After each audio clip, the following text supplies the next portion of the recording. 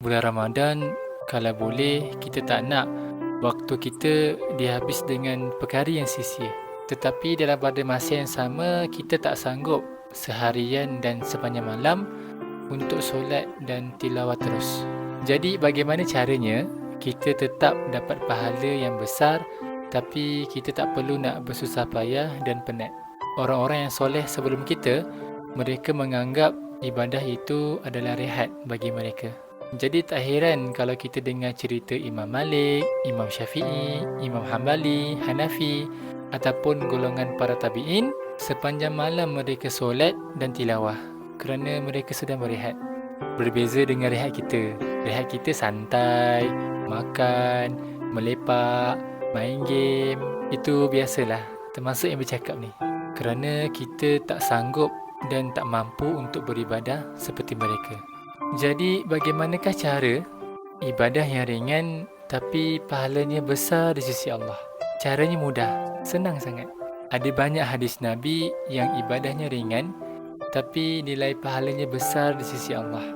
Kalimatan khafifatan 'alal lisan, sakilatan fil mizan, habibatan ila rahman. Ada dua kalimat yang mudah diucapkan dengan lisan tapi sakilatan fil mizan, yang dapat memberatkan timbangan mizan. Dan kalimat ini Allah suka kalau ada hamba yang menyebutnya.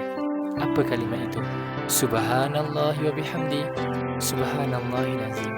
Bayangkan dua kalimat tapi besar pahalanya. Subhanallah wa bihamdi, subhanallahil azim. Ketika kita ucapkan dua kalimat ini, maka timbangan kebaikan di mizan kita akan lebih berat. Nanti di akhirat ketika kita dihisap, timbangan kebaikan kita lebih berat kerana ucapan yang ringan. Jadi tak sampai dalam 5 saat kalau kita ucapkan kalimah ni. Waktu kita penat, waktu kita ada break time ataupun kita tengah santai, kita boleh ucap kalimat ni. Sangat mudah. Itu yang pertama, ibadah ringan, pahalanya besar.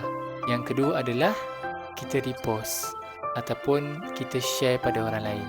Ketika kita dapat ilmu, kita amalkan, kita dapat pahala.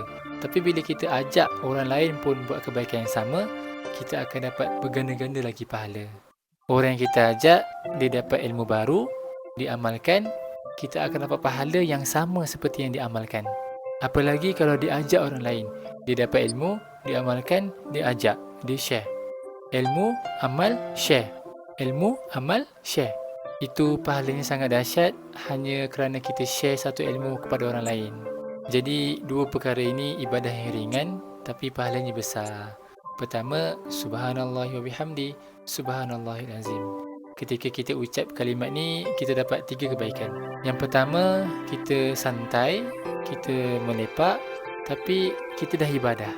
Yang kedua, timbangan mizan kita di akhirat akan lebih berat. Dan yang ketiga, Allah sayang dan Allah cinta orang yang ucap kalimat ni. Yang kedua, kita repost ataupun kita share. Kita ajak orang untuk mendekatkan diri kepada Allah dengan cara yang mudah. Ketika seseorang mendekatkan diri kepada Allah melalui kita, maka Allah tak akan salah menilai.